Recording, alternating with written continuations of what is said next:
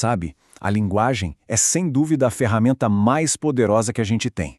Ela pode construir mundos, criar laços, mas e se essa mesma ferramenta for usada para enganar a gente? É isso aí. As palavras podem ser uma janela para a verdade ou então um véu bem grosso para esconder tudo. Hoje a gente vai mergulhar de cabeça nessa dualidade e descobrir como a linguagem pode tanto revelar quanto, claro, ocultar.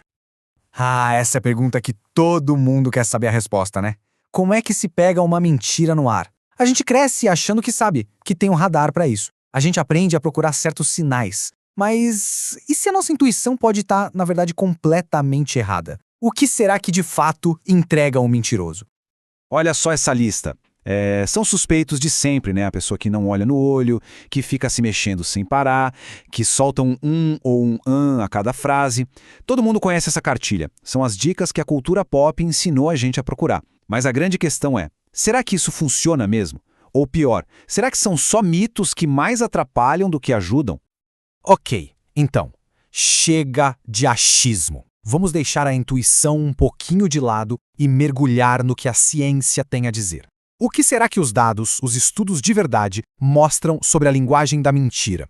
É bom se preparar porque algumas descobertas aqui vão de encontro a quase tudo que a gente sempre pensou que sabia. E para conseguir esses dados, em uma escala gigantesca, pesquisadores lá do MIT tiveram uma ideia simplesmente genial. Eles criaram um jogo chamado Lie Catcher. A premissa era simples. Milhares de pessoas ouviam várias declarações e tinham que adivinhar, isso é verdade ou é mentira.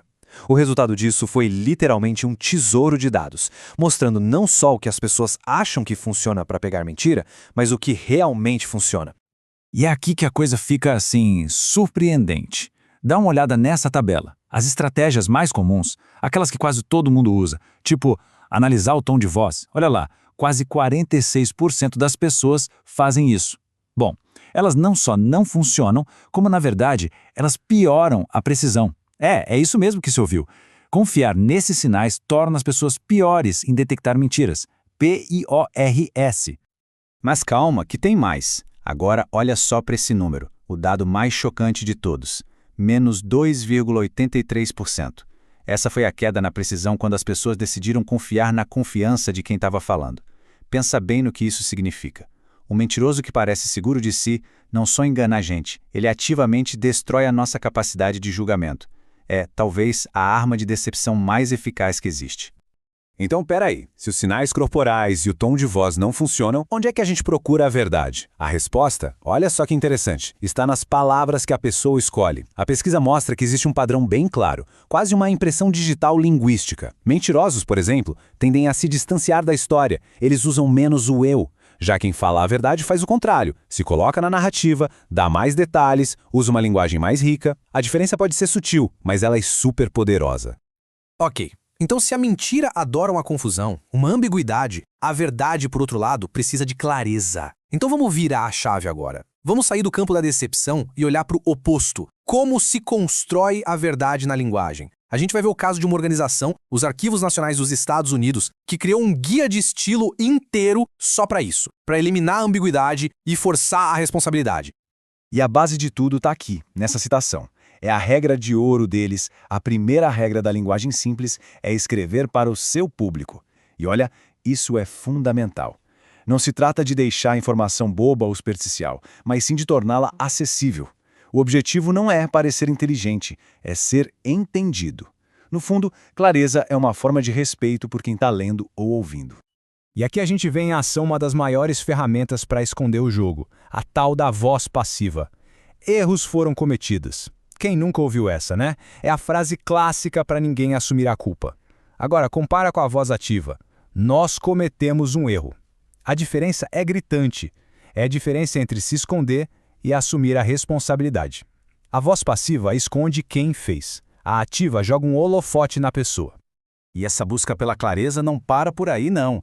O guia deles é um verdadeiro arsenal. Ele ataca de frente o excesso de palavras, sabe? Aquele terreno perfeito para a confusão florescer. Cortar coisas óbvias como o mês de outubro para só outubro. Trocar um jargão difícil por uma palavra simples. Cada regrinha dessa é um golpe direto na ambiguidade. Naquele blá blá blá que quem quer enganar adora. É uma busca incansável por precisão. Tudo bem, mas agora agora a gente vai entrar num território ainda mais complicado, mais traiçoeiro, e se fosse possível enganar alguém dizendo apenas e somente a verdade. Parece um paradoxo, né? Mas essa é a arte da chamada mentira verdadeira.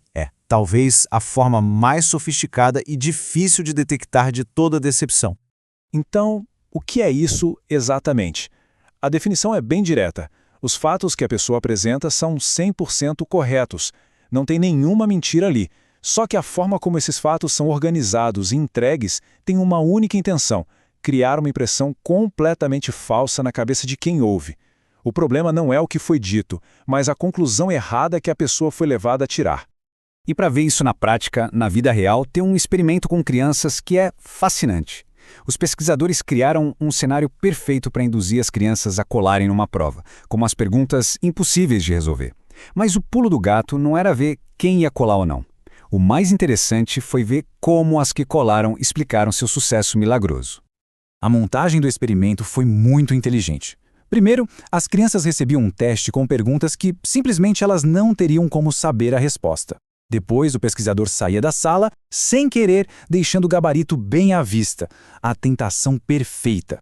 E aí vinha a parte genial. Quando ele voltava, a pergunta não era "você colou", era "nossa, como você conseguiu acertar essa?". Isso forçava a criança a criar uma história, uma narrativa para se explicar. E o resultado foi simplesmente incrível. A maioria das crianças que colou não mentiu de forma direta. Elas não disseram "eu não olhei as respostas". Não. Em vez disso, elas criaram histórias super elaboradas, usando pedacinhos de verdade, tipo eu acho que já vi isso num livro uma vez, para construir uma explicação que era tecnicamente verdadeira, mas que no fundo era totalmente enganosa. É a mentira verdadeira em ação, e mostra uma habilidade cognitiva sinceramente bem avançada. Certo. Depois de ver tudo isso, a pergunta é: o que a gente aprende?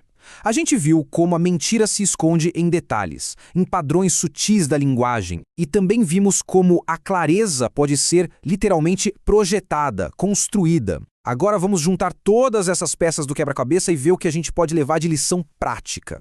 No fim do dia, a grande conclusão é esta aqui. A linguagem em si é uma ferramenta neutra. É como um martelo. Pode se usar para construir uma casa ou para quebrar uma janela. As palavras são a mesma coisa. Elas podem construir uma ponte de clareza ou um labirinto de confusão. O que muda tudo não é a palavra, mas a intenção de quem a usa. Então, na prática, como é que a gente se defende disso? Bom, aqui fica um pequeno kit de ferramentas. A gente pode começar a prestar mais atenção. A voz é ativa ou passiva? Alguém está assumindo a responsabilidade? A linguagem é vaga ou específica? Tem detalhe concreto ou só generalização? Tem muita enrolação, muito jargão desnecessário? E talvez a dica de ouro seja essa. A pergunta que foi feita está de fato sendo respondida ou a pessoa está só dando voltas? E tudo isso nos leva a uma reflexão final, que é bem importante. A gente vive num mundo onde as mensagens são cada vez mais pensadas, mais estratégicas e, muitas vezes, feitas para enganar. Aprender a ler nas entrelinhas da linguagem não é mais só um exercício de curiosidade, é quase uma habilidade de sobrevivência. E aí fica a questão, né? Num mundo com narrativas tão bem elaboradas, como é que a gente decide em quem ou no que a gente vai confiar?